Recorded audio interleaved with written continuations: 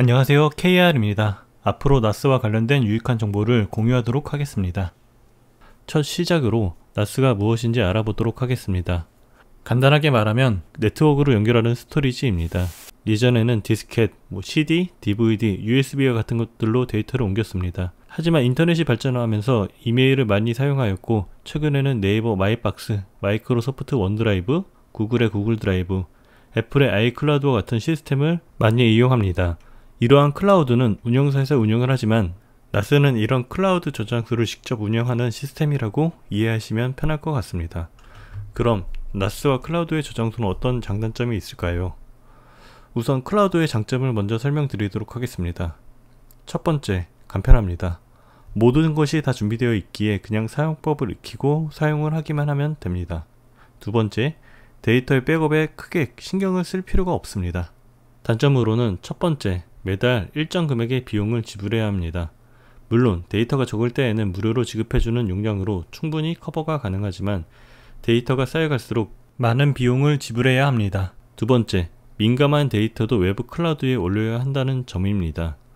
이건 개인마다 차이가 있겠지만 저같이 개인 사진, 민감한 정보들을 외부 클라우드에 올리는 것이 껄끄러운 분들도 분명히 있습니다. 다음으로 나스의 장점입니다. 첫 번째, 민감한 데이터를 외부로 반출하지 않습니다. 두 번째, 본인뿐만 아니라 가족, 친구 등 여러 명에게 권한을 주어서 스토리지를 사용하게 해줄 수 있습니다. 세 번째, 매달 정액으로 내는 비용이 없습니다. 물론 전기세는 나가겠지만 어떻게 구축하느냐에 따라서 많이 낮출 수 있습니다. 네 번째, 여러가지 기능, 비디오, 오디오, 토렌트 가상화 시스템을 확장할 수 있습니다.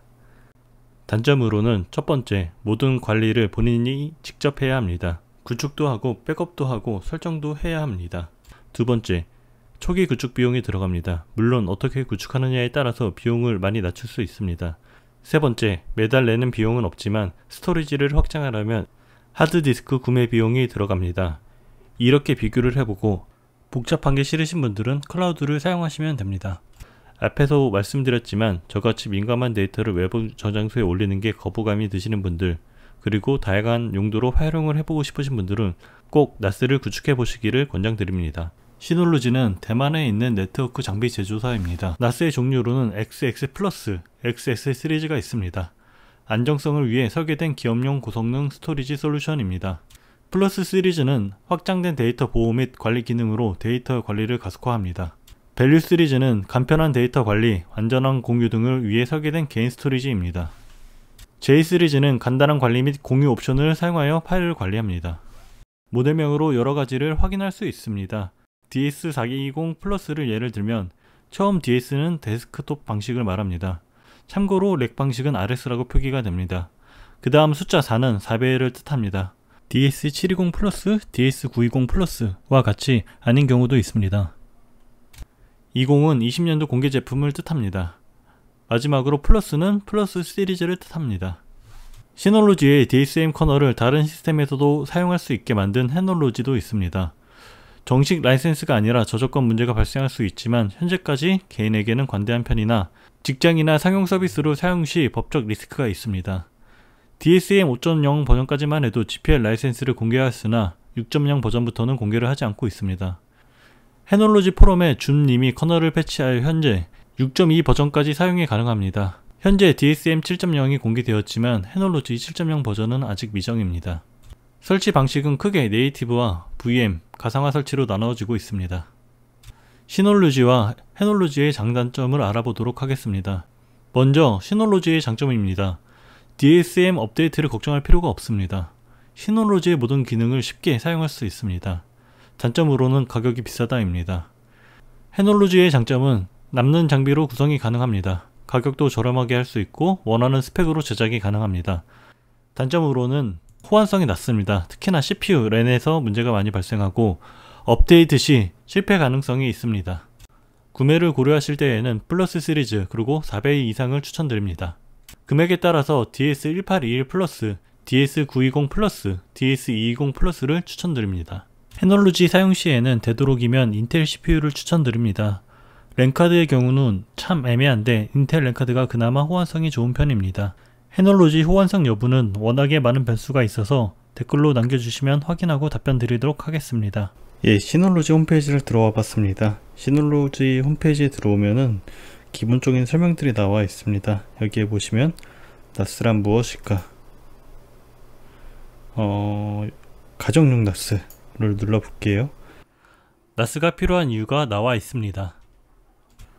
구글 드라이브, 드롭박스도 있고요. USB도 있지만 퍼블릭 클라우드 같은 경우는 파일을 저장할 경우 두 가지 문제가 발생을 합니다. 다른 사람에게 개인 파일을 맡기는 것과 비싼 월정액입니다. USB의 경우에는 항상 들고 다녀야 되고 데이터 손실 가능성이 크다는 단점이 있습니다. 예, 시놀로지 나스 같은 경우는 자동으로 PC 및 맥에서 백업을 받고요. iOS, 안드로이드용 사진 및 비디오를 백업을 할 수가 있습니다. 그리고 초강력 미디어 스트리머, 기본적으로 시놀로지 같은 경우는 오디오 스테이션이라든지 비디오 스테이션이 있고 그 외에 플렉스라든지 추가로 다른 많은 프로그램들을 설치할 수가 있습니다. 간편하게 파일 공유도 가능하고요, 수집도 가능합니다. 경제적이고 사용이 간편한 나스, 시놀로지는 다양한 시간을 절약 서비스를 제공한다고 합니다.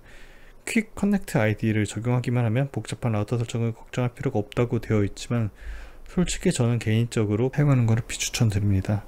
이 퀵 커넥트 아이디를 통해서 굉장히 많은 해킹 시도가 들어오기 때문에 사용을 비추천드립니다. 아까 말씀드렸던 JC 시리즈, 플러스 시리즈 추천을 하고 있고요. 기본적으로 최소 마지노선이 DS220 플러스인데 나중에 사용을 하다 보면은 이제 베이 수가 모자라기 때문에 4배 이상, 420 플러스도 좋기는 하지만 920 플러스 정도 사용하시는 것을 추천을 드리고 있습니다. 여기 보시면 튜토리얼 영상도 나와 있기 때문에 한번 보시면 좋을 것 같습니다. 다음으로 소기업 나스로 넘어가 보도록 하겠습니다. 사무실에서 나스가 필요한 이유가 나와 있습니다. 드라이브라는 어플리케이션이 보입니다. 원활한 파일 공유와 간편한 공동 작업으로 생산성을 강화할 수 있다고 합니다. 저도 사용해 보니까 참 간편하고 좋았습니다.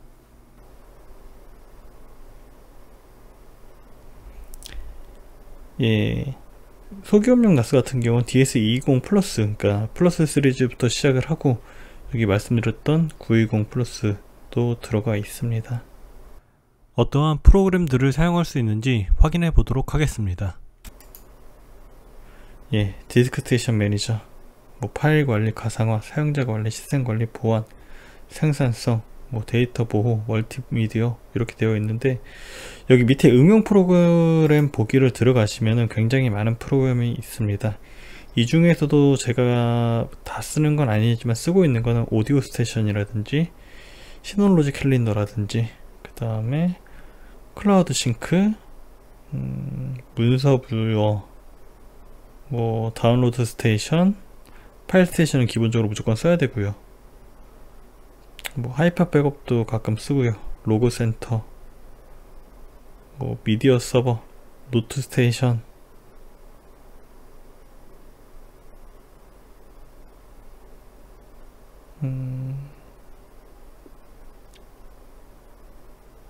텍스트 편집기, 버추얼 머신 매니저. 여기 비디오 스테이션이 있기는 한데 나중에 소개해 드릴 플렉스를 더 많이 쓰기 때문에 넘어가도록 하고요. VPN 서버도 가능하고요. 웹스테이션, 웹서버도 구축이 가능합니다. 그리고 도커라든지 여기 보면 DB, 그 다음에 아파치 같은 프로그램들, 굉장히 많은 프로그램들을 PHP, 파이썬, 많은 프로그램들을 쓸 수 있고요. 제가 천천히 하나하나씩 나중에 다 찝어 드리도록 하겠습니다.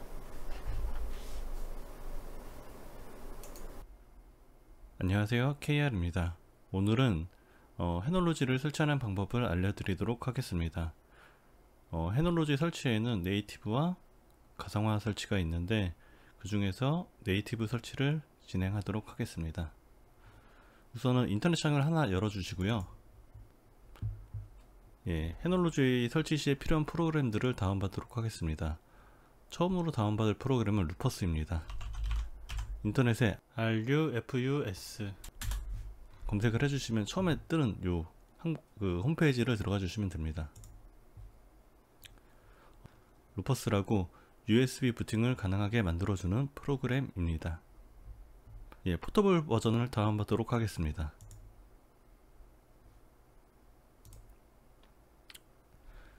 다음으로는 OSF 마운트를 다운받도록 하겠습니다. 구글에서 OSF 마운트, 예, 첫 번째 나오는 요 홈페이지를 들어가시면 되고요. 다운로드를 클릭하도록 하겠습니다. 예, 다음으로 구글에서 헤놀로지를 검색하도록 하겠습니다. 예, 헤놀로지 프롬에 들어가시게 되면은 여러가지 항목들이 있는데 중간쯤에 보시면 로더 릴리즈라고 있습니다. 이 부분을 클릭해 주시고 로더즈,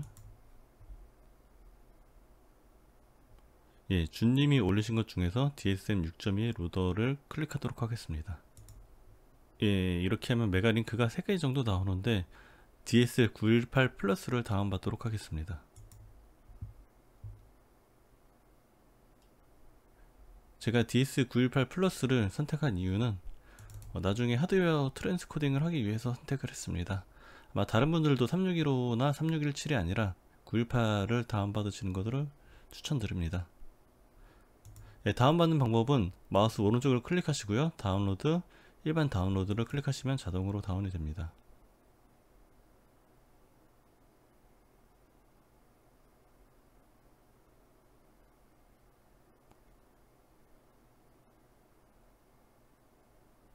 메가가 조금 속도가 느린 편이에요. 그래서 조금 기다려 주시면 되고요. 예, 이렇게 3가지 프로그램을 다운을 받았습니다. USB 하나가 필요하고요. USB 하나 가지고 이 3가지 프로그램을 이용해서 헤놀로지를 설치하도록 하겠습니다. 처음에 이 로드 압축을 풀어 주시고요.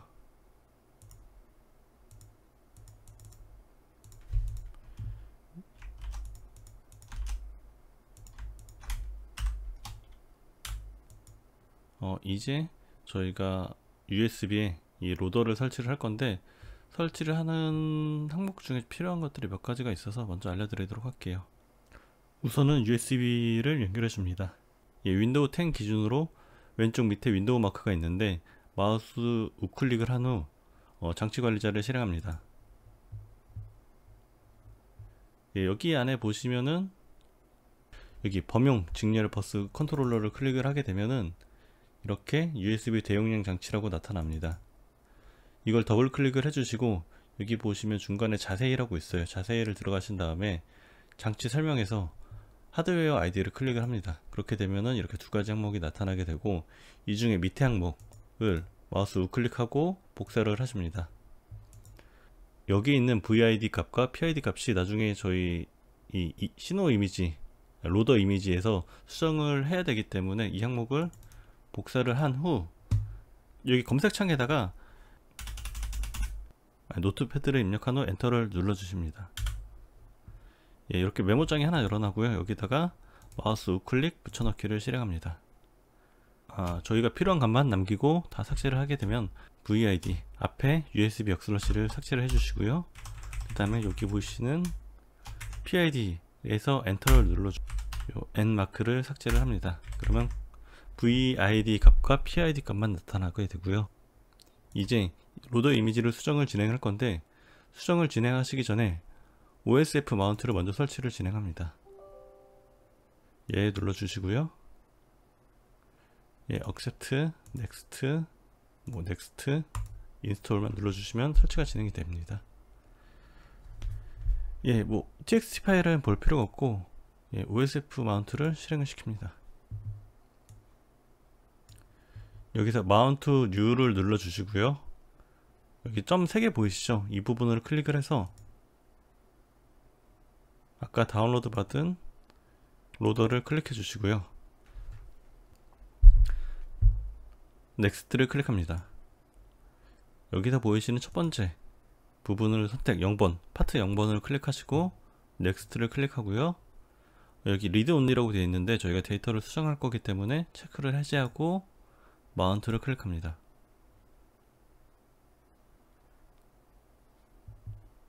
예, 이렇게 되면은 이제 윈도우 PC 안에 요 로컬 디스크라고 하나가 더 생겼는데 이 부분을 클릭해 주시면요, 두 번째 폴더 들어가시면 grup cfg라고 나옵니다.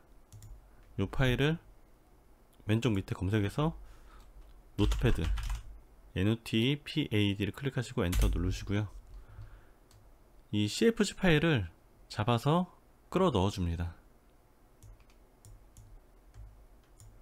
그리고 여기 쭉 밑으로 보시면은, 이렇게 보시면은 VID 값과 PID 값이 있는데 이 부분을 저희 이쪽 대용량 저장 장치에서 확인을 한 값으로 변경을 해줍니다.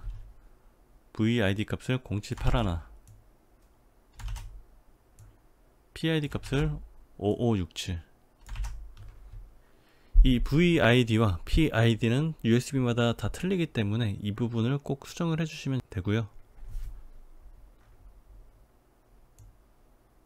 뭐 추후에 한꺼번에 여러 개의 해놀로지를 돌리겠다고 하면은 이 맥 아이디도 수정을 해 주셔야 되는데, 끝에 보시면 이제 6이라고 되어 있는데 이 부분을 지우고 7, 지우고 8 이런 식으로 바꿔주시면 여러가지 이미지를 한꺼번에 만들 수 있습니다.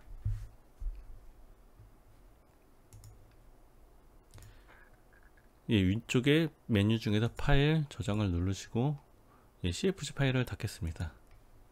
그리고 OSF 마운트로 클릭하신 다음에 디스마운트를 눌러주시고 계속하겠다, 예, 눌러주시면 됩니다.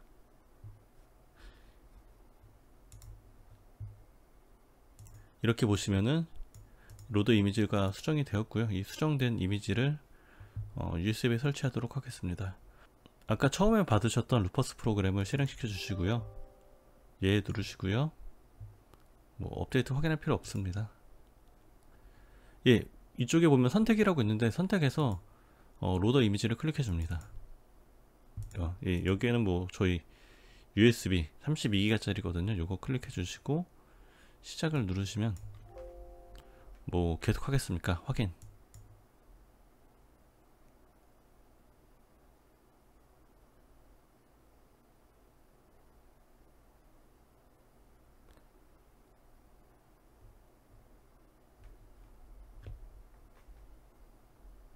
기다려 주시면 돼요. 그냥 기다려 주시면 되고, 다 될 때까지.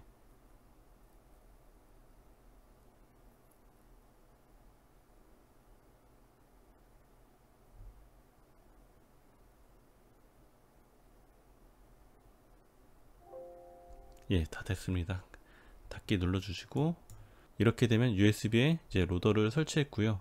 이 USB 가지고 헤드놀로지를 설치를 진행하시면 되겠습니다. 예, PC를 재부팅 해주시고요. 바이오스에 진입하도록 하겠습니다. 바이오스 진입 방법은 PC 제조사 그리고 메인보드 제조사마다 틀리긴 한데, 대부분 컴퓨터를 켜시고 F2를 연타해 주시면 됩니다.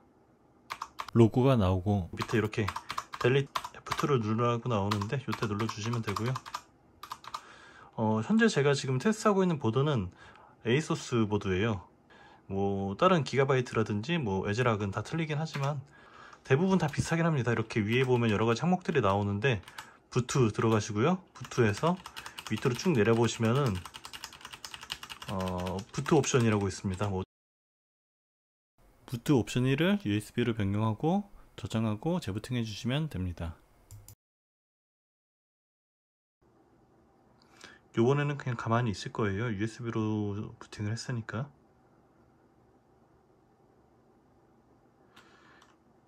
예, 방금 뭐 보신 분들도 있겠지만 금방 지나가거든요. 첫 번째 뭐 셀렉트 하는 게 세 가지가 나오는데 그 중에서 첫 번째 선택해 주시면 되고요. 이렇게 보시면은 해피 해킹이란 메시지가 뜨면은 제대로 부팅이 되었다고 보시면 될 것 같습니다. 이것으로 헤놀로지 네이티브 설치 방법을 알아보았고요. 다음번에는 가상화 설치 방법을 알아보도록 하겠습니다. 수고 많으셨습니다. 예, 이제 웹을 통해서 시놀로지 나스를 설치해 보도록 하겠습니다. 예, 크롬과 같은 웹브라우저 하나를 열어주시고요. 예, URL 입력란에 find.synology.com을 입력합니다. 예, 그렇게 되면 이제 랜에 있는 시놀로지 나스를 검색을 하게 되는데, 이게 검색이 될 때가 있고 안 될 때가 있어요. 만약에 검색이 된다고 하면은 여기 나와 있는 내용에 따라서 진행을 하면 되지만 저는 검색이 됐네요. 만약에 검색이 안 된다고 하면은 시놀로지 어시스턴트라는 프로그램으로 진행을 하시면 됩니다.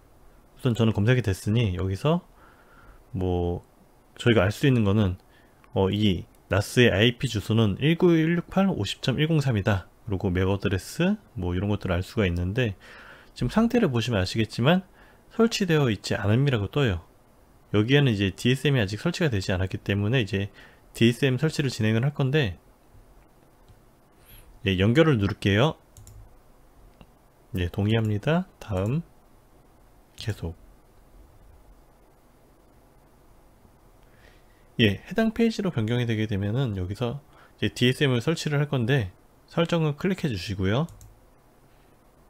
여기서 지금 설치를 하게 되면은 DSM의 가장 최신 버전을 설치를 해요. 지금은 준님의 해놀로지를 설치할 거기 때문에 여기서 수동 설치를 클릭을 하시고, 예, 다운로드 센터를 방문해서 최신 버전이 아닌 7.01 버전이 아닌 모두 다운로드를 클릭을 해서 6.23 버전을 다운로드 할 거예요. 쭉 내려가다 보시면 DSL 918 플러스가 있는데, 여기 918 플러스가 있죠? 클릭을 해주시면 자동으로 다운로드가 됩니다. 이제 앞에 페이지로 넘어와서 이 찾아보기에서 방금 다운로드 받은 918 플러스를 선택을 해주시고 열기, 지금 설치, 뭐 데이터가 다 지워진다는 내용에 이해했다라고 체크를 하시고 확인을 눌러줍니다. 이렇게 되면 0부터 이제 100까지 DSM 설치가 진행이 되는데, 지금은 그냥 기다려 주시면 됩니다.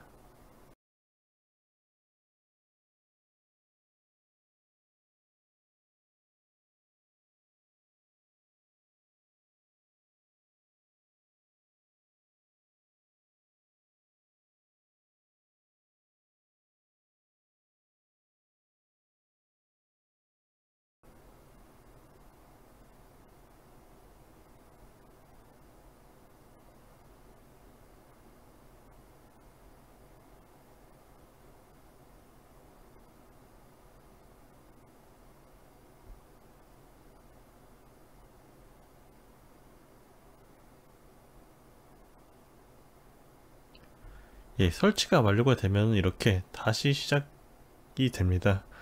여기에서 뭐 이제 10분 카운트다운을 하지만 저는 한 1분 정도 걸리는 것 같아요. 그래갖고 지금 한 1분 정도, 그러니까 9분이 되면은 저는 다시 한번 검색을 해볼 거예요.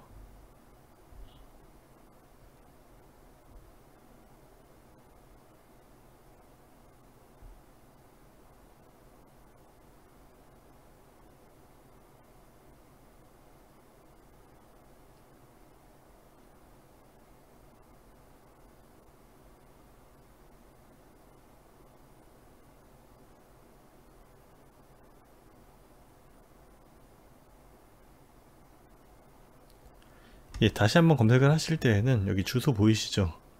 슬러시부터 지워주시면 됩니다. 슬러시부터 웹, 인덱스, HTML 다 지워주시면 되고요. 검색을 여기서 이제 IP로 엔터를 한번 눌러주시면 나가기라는 항목이 나오는데, 나가기 클릭하시면 이렇게 디스크 스테이션 관리자 계정 생성으로 넘어오게 되는데, 서버 이름은 페이지인 나스로 할게요. 사용자 이름은 KR, 패스워드는 전 알기 쉽게 ASDFQWER1234, 똑같이 다시 한번 ASDFQWER1234. 지금은 제가 나중에도 이 패스워드라든지 아니면 아이디라든지 이런 것들을 설명할 때 필요하기 때문에 가장 간단하게 입력하고 있고요. 실제로 사용하실 때에는 아이디나 패스워드를 좀 어려운 걸로 입력을 하시는 게 좋습니다. 다음 눌러서 계정을 생성을 하고, 예, 퀵 커넥트가 나오게 되어 있는데, 지금은 저희가 해놀이기 때문에 퀵 커넥트를 기본적으로 사용할 수는 없어요. 물론 이제 추가로 사용할 수 있는 방법이 있긴 하지만 권장은 안 드립니다. 이게 퀵 커넥트 같은 경우 해킹 시도가 굉장히 많이 들어오기 때문에 저도 정품을 쓰고 있지만 정품에서조차도 퀵커넥트는 사용하지 않아요. 그렇기 때문에 여기서는 2단계 건너뛰기를 누르겠습니다. 예, 이동을 눌러서 완료를 할게요. 이해했음. 장치 분석은 아니요. 이렇게 되면 팁이 나오게 되어 있는데 하나씩 다 보시고, 예, 여기까지 하면은 DSM 설치가 완료되었어요. 여기서 실제로 나스를 사용하기 위해서는 몇 가지를 더 설치를 해야 되는데 이건 다음번 동영상에서 알려드리도록 하겠습니다. 감사합니다. 안녕하세요, KR입니다. 오늘은 시놀로지, 해놀로지 나스의 초기 설정 및 간단한 사용 방법을 알아보도록 하겠습니다. 우선 크롬과 같은 웹브라우저 하나를 열어서 나스에 접속합니다. URL 입력란에 나스 IP를 입력하면 됩니다. 로그인 화면이 나오면 아이디와 패스워드를 입력 후 로그인합니다. 제일 처음 할 설정은 저장소 설정입니다. 왼쪽 위에 사각형이 4개 그려진 메뉴를 클릭합니다. 두 번째 줄에 보이는 저장소 관리자를 클릭합니다. HDD, SSD를 클릭하면 저장소 정보가 보입니다. 드라이브가 2번부터 6번까지 보이는데 드라이브 2번은 로더입니다. 3번부터 6번까지가 드라이브인데 여러 개를 설정한 이유는 레이드 설정 방법도 같이 알려드리기 위해서입니다. 개념 정도는 알고 계시면 좋을 것 같아서 간단하게 설명을 드립니다. 레이드 0, 1, 5, 6, 10 등 여러가지가 있습니다. 각 레이드마다 여러가지 특징이 있습니다. 레이드 0는 속도를 올리기 위해서, 레이드 1은 미러링, 레이드 5는 3개 이상의 디스크에서 사용이 가능하며 디스크는 3개이지만 실제 사용할 수 있는 범위는 2개이며 1개의 백업 디스크를 가진다라고 간단하게 이해하시면 될 것 같습니다. 물론 속도도 조금 더 빨라집니다. 솔직히 저는 레이드를 그다지 추천하지 않습니다. 속도 문제가 아니라면 물리적 백업을 하나 추가하는 것을 권장드립니다. 이제 저희는 스토리지 풀을 생성을 합니다. 4개의 하드 디스크가 있기 때문에 1개는 기본 디스크, 3개는 레이드 5를 생성할 생각입니다. 왼쪽 메뉴 탭에서 스토리지 풀을 클릭합니다. 생성 버튼을 클릭합니다. 보다 우수한 성능을 클릭합니다. 참고로 보다 높은 유연성은 SHR, 시놀로지 하이브리드 레이드인데 그다지 권장하지 않습니다.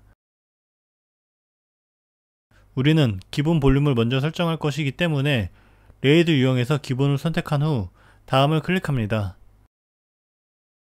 3번 디스크를 체크 후 다음을 클릭합니다.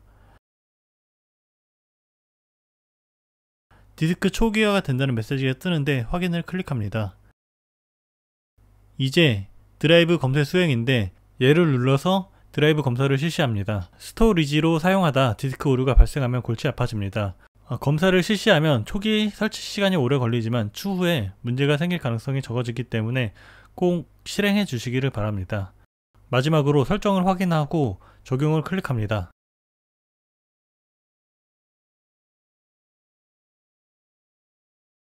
스토리지 풀이 생성이 완료되었으니 볼륨을 생성하라는 알림이 발생합니다.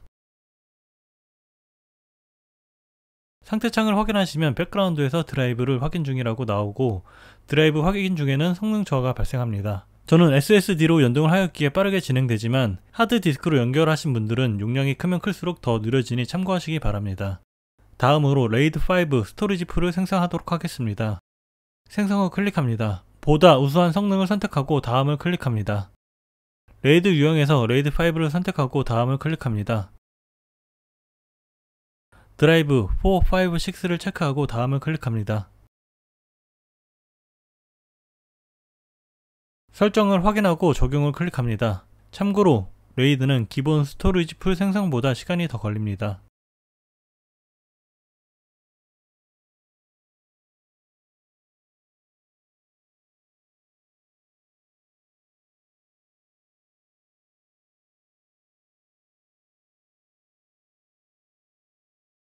이제 스토리지 풀을 다 만들었으니 볼륨을 생성합니다. 왼쪽 볼륨 탭을 클릭합니다. 모드 선택이 나오는데 사용자 지정을 클릭합니다. 스토리지 풀 생성이 나오는데 기존 스토리지 풀을 선택하고 다음을 클릭합니다. 스토리지 풀 선택 드롭다운 메뉴를 클릭하면 기본과 레이드 5가 두 개가 보입니다. 그 중에서 기본을 먼저 선택하고 다음을 클릭합니다. 파일 시스템에서 BTRFS를 선택하고 다음을 클릭합니다. 볼륨 용량 할당을 따로 건드리지 않고 그 다음을 클릭합니다. 설정을 확인하고 저장을 클릭합니다.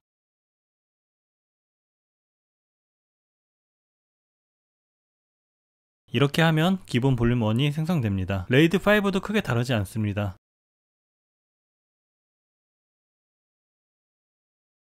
레이드 디스크 검사를 보니 아직 진행 중입니다. 우선 레이드 5 볼륨을 생성하도록 하겠습니다. 볼륨 탭에서 생성을 클릭하고 모드에서 사용자 지정을 클릭합니다. 스토리지 풀 선택 화면에서 기존 스토리지 풀을 선택합니다. 드롭다운 메뉴에서 레이드 5를 선택하고 다음을 클릭합니다. 파일 시스템은 BTRFS를 선택하고 다음을 클릭합니다. 볼륨, 용량 할당은 따로 건드리지 않고 다음을 클릭합니다. 설정을 확인하고 적용을 클릭합니다. 다음으로는 보안 설정을 진행하도록 하겠습니다. 왼쪽 위에 사각형 4개의 메뉴를 누르면 보안 어드바이저라는 아이콘이 보입니다. 해당 아이콘을 클릭하여 실행합니다. 가정용 및 개인용 그리고 직장 및 비즈니스용으로 나뉘어져 있습니다. 가정의 경우를 클릭하고 시작을 누릅니다. 자동으로 스캔이 실행됩니다. 시간이 조금 걸립니다.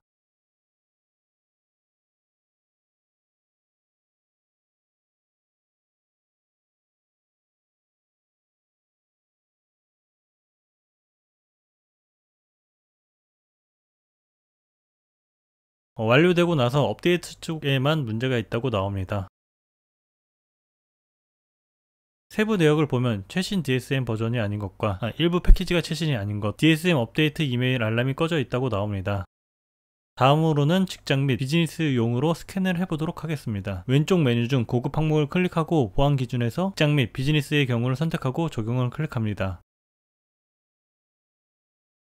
개요로 이동해서 다시 한번 스캔을 실시합니다.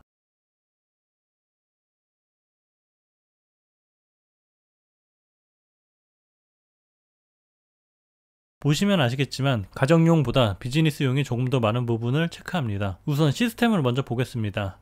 아이프레임과 함께 DSM이 포함되지 않도록 허용되지 않음이 비활성화되어 있다고 나옵니다. 해당 설정을 변경하기 위해서 세부 내역에 보이는 파란색 글씨의 제어판을 클릭하고 아이프레임과 함께 DSM이 포함되도록 허용을 체크하고 적용을 클릭합니다. 웹서버를 재부팅한다고 나오는데 잠시 기다려 주시면 됩니다.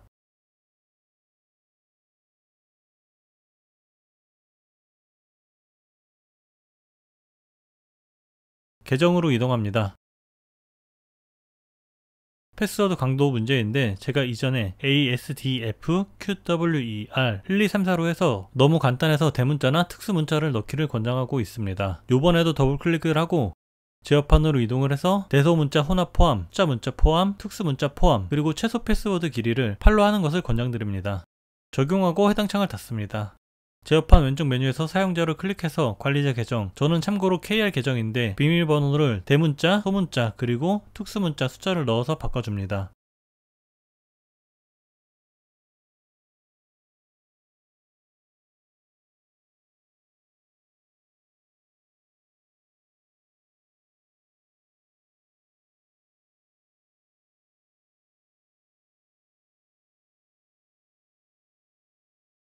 다음으로 네트워크를 보도록 하겠습니다.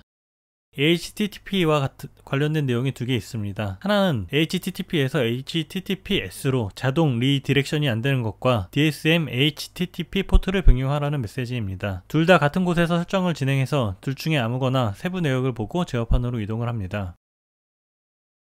HTTPS 리디렉션을 체크합니다. 밑에 있는 HTTP2 활성화를 체크합니다. 마지막으로 DSM 포트 5000번, 5001번으로 되어 있는데 5000번 포트는 자주 사용하는 포트이기 때문에 다른 포트로 변경해 주는 것을 권장하고 있습니다. 저는 앞에 2를 붙여서 25000과 25001로 설정을 하도록 하겠습니다. 앞으로 낫에 접속할 때에는 IP 뿐만이 아니라 뒤에 콜론하고 25000 또는 25001을 눌러줘야 합니다.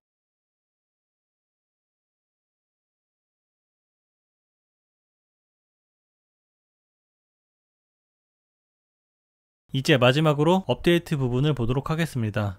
가정용과 동일하게 일부 패키지가 최신 상태가 아니다, DSM이 업데이트되지 않았다, 이메일 알람을 설정하지 않았다라고 나옵니다. 이 중에서 DSM 업데이트라든지 이메일 알람 같은 경우는 할 필요가 없기 때문에 패키지만 업데이트 시키도록 하겠습니다. 세부 설정에서 패키지 센터를 클릭하고 설치됨으로 이동해서 모드 업데이트를 클릭합니다.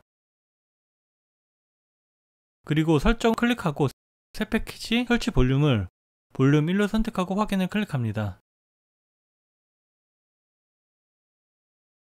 되도록이면 레이드 볼륨은 패키지를 설치 않는 것을 권장드립니다. 다시 한번 스캔을 진행해 보도록 하겠습니다.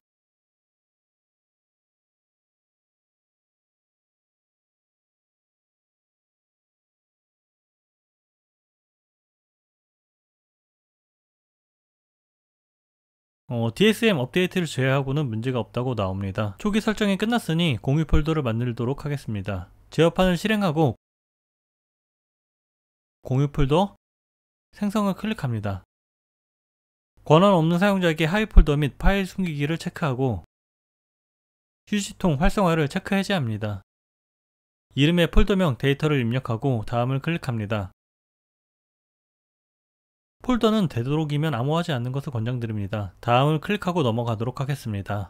고급 설정 구성도 다음을 클릭하고 넘어갑니다. 설정을 확인하고 적용을 클릭합니다. 사용자 권한 항목에서 어드민과 게스트를 접근 금지하고 제 아이디인 KR을 읽기 쓰기 권한을 준 다음에 확인을 눌러 다음으로 넘어갑니다. 이렇게 하면 나스의 데이터라는 폴더가 생겼습니다. 다음으로는 파일 서비스 로그 설정하는 방법을 알려드리도록 하겠습니다. 제어판에서 파일 서비스를 클릭합니다. SMB는 윈도우, SFP는 맥이라고 생각하시면 편합니다. 둘 다 로그 활성화를 체크하고 적용을 클릭합니다.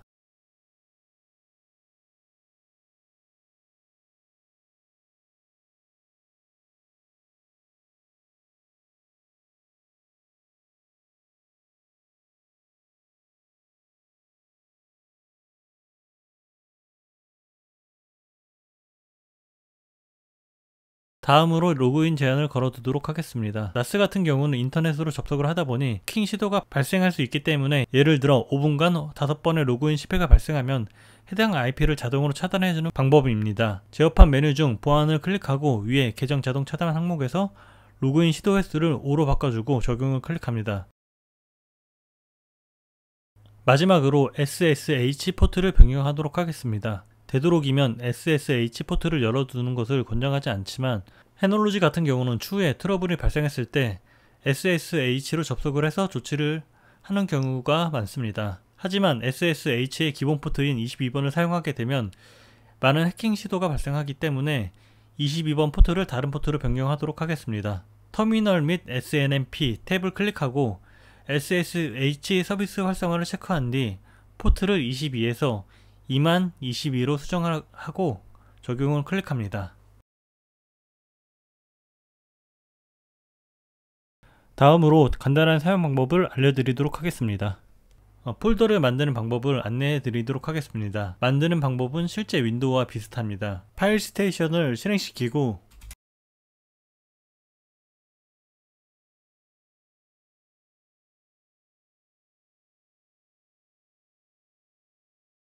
해당 폴더로 이동해서 마우스 우클릭 폴더 생성을 클릭합니다. 폴더 이름 윈도우즈를 입력하고 확인을 클릭하면 폴더가 생성됩니다. 파일의 업로드 방법은 드래그 앤 드랍으로 파일을 끌어다가 파일 스테이션 안에 넣으면 됩니다. 제가 와이파이로 접속해 있어서 속도가 느린데 유선 연결이면 펜티엄 이상급만 돼도 초당 100메가 이상의 속도가 나올 수 있습니다.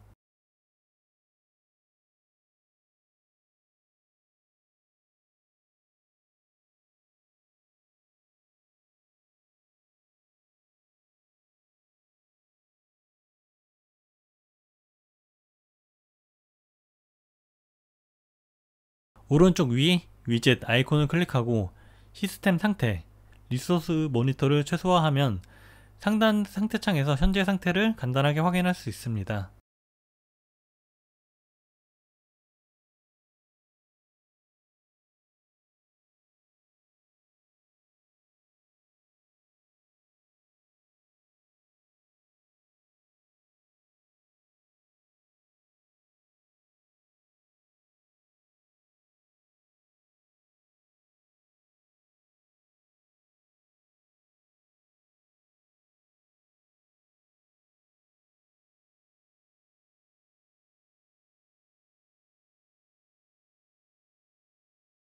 그럼 이것으로 시놀로지, 해놀로지 초기 설정 방법 및 간단한 사용 방법을 알아보았습니다.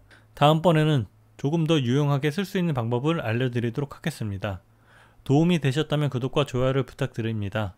다음 영상으로 또 뵙도록 하겠습니다. 감사합니다.